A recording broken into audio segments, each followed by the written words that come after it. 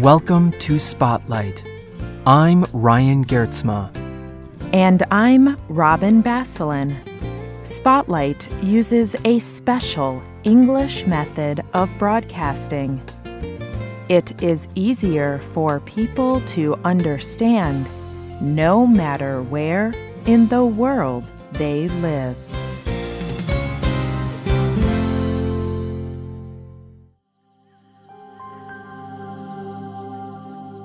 Love and sex.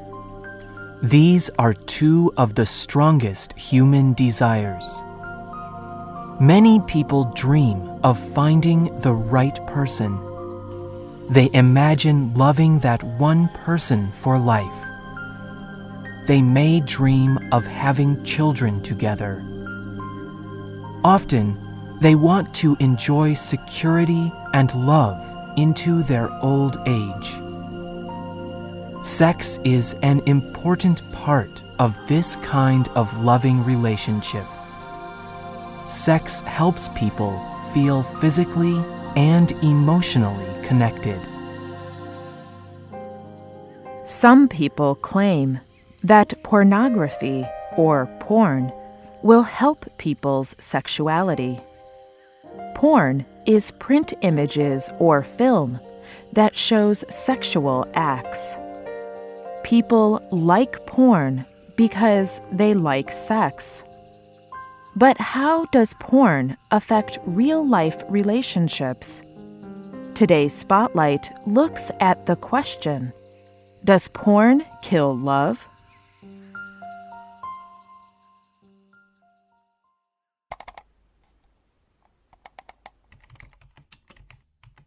Today, it takes very little effort to find porn.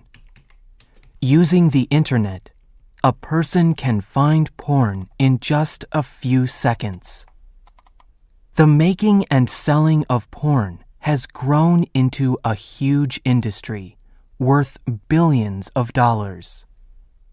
The Sunday Times UK newspaper reports that the internet porn industry makes $3,000 every second. That is a lot of money. But how does all this pornography affect the quality of the real loving relationships that we all desire? Well, one of the results of porn is that it can lead to feelings of insecurity. The porn industry uses actors and models to create their sexual images. Sometimes they also use technology to enhance or change these images. Most men and women cannot look like the people they see in porn. When a person enjoys porn, they can start to expect unreal or impossible things from the person they love. This can make the person they love feel like they are not good enough. Luann Weston is a doctor who works in the field of human sexuality. She explains, "The average woman feels shame because her body is nowhere near as perfect as what she sees on film. When women see the men in their lives enjoying those women, they often feel hopeless. They fear rejection." Porn also presents false ideas about sex itself. Writer Michael Castleman writes about matters of sex. He believes that porn is ruining love. He argues that porn is not real sex. And he thinks this is a major problem. In a story called The Real Problem with Pornography, he wrote, Porn sex is the big lie, told over and over and over again. Yet, the large amounts of internet porn make people believe that porn sex is the way sex should be.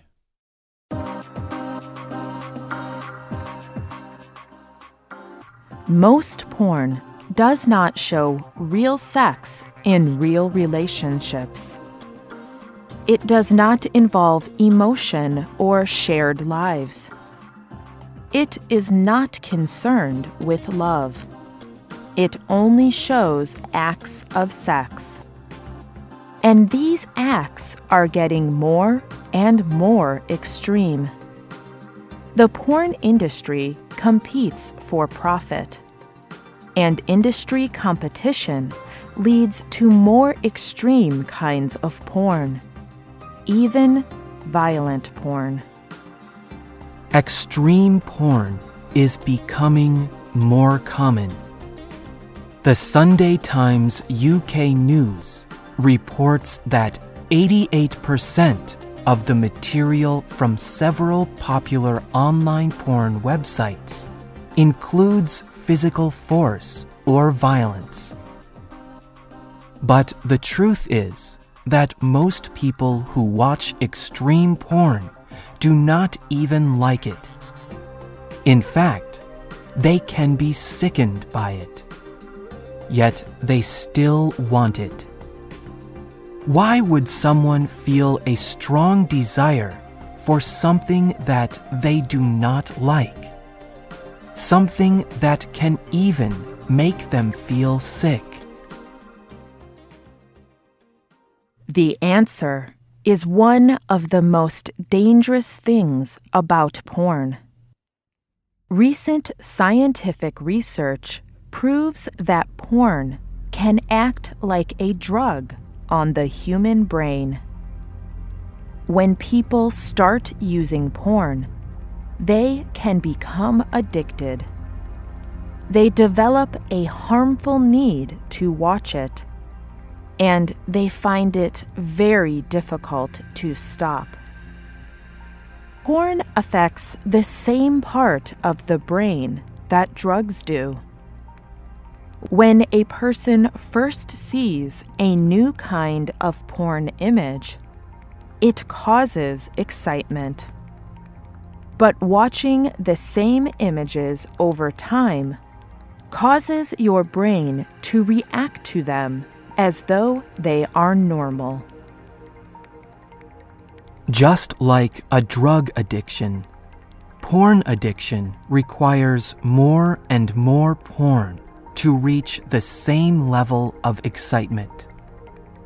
This also leads to more extreme forms of porn. But because they are addicted, people can start to desire things that they do not like or agree with. They can experience intense physical desire for something they know is damaging, just like drugs. These kinds of desires do not lead to real relationships. They only lead to more porn. Gail Dines is a university teacher and writer. She has studied the effects of porn for many years. Dines wrote a book about her research called Pornland. She told the Guardian newspaper, "The earlier men use porn, the higher the chance that they will have trouble developing close relationships with real women. Some of these men desire porn instead of sex with a real human being."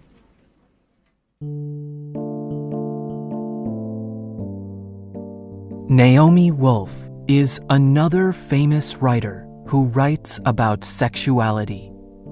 She travels the world to talk to people about these issues. Wolf has also found that porn does not help people come close to each other. Instead, it separates people. She writes, "The young men talk about what it is like to grow up learning about sex from porn. They talk about how it does not help them understand how to be with a real woman. When I ask about feeling lonely, a deep, sad silence comes on the groups of young men and women. They know that they are lonely together, even when they are having sex. And they know that porn images are a big part of that loneliness." Porn may satisfy some basic sexual desires, but it does not satisfy our deep human need for loving relationships. And the porn industry has a financial interest in creating porn addicts. The more porn people watch, the more money the porn industry makes. But the industry does not have any interest in making human relationships stronger.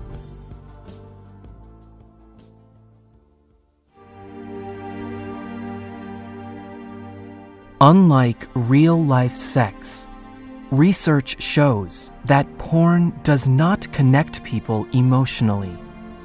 Instead, it separates people. Porn leads only to more porn, instead of helping people enjoy their sexuality together.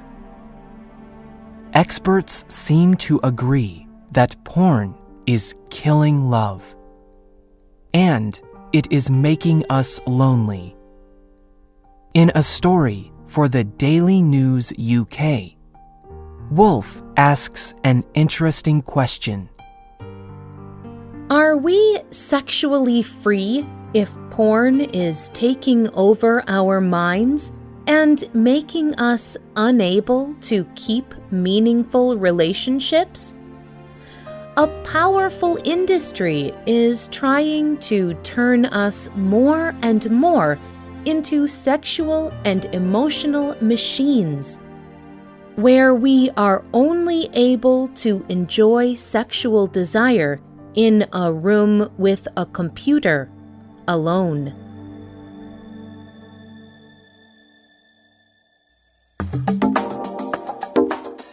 The writer of this program was Jen Hawkins. The producer was Michio Ozaki. The voices you heard were from the United States. All quotes were adapted and voiced by Spotlight. You can listen to this program again and read it on the internet at www.radioenglish.net. This program is called Does Porn Kill Love? We hope you can join us again for the next Spotlight program. Goodbye.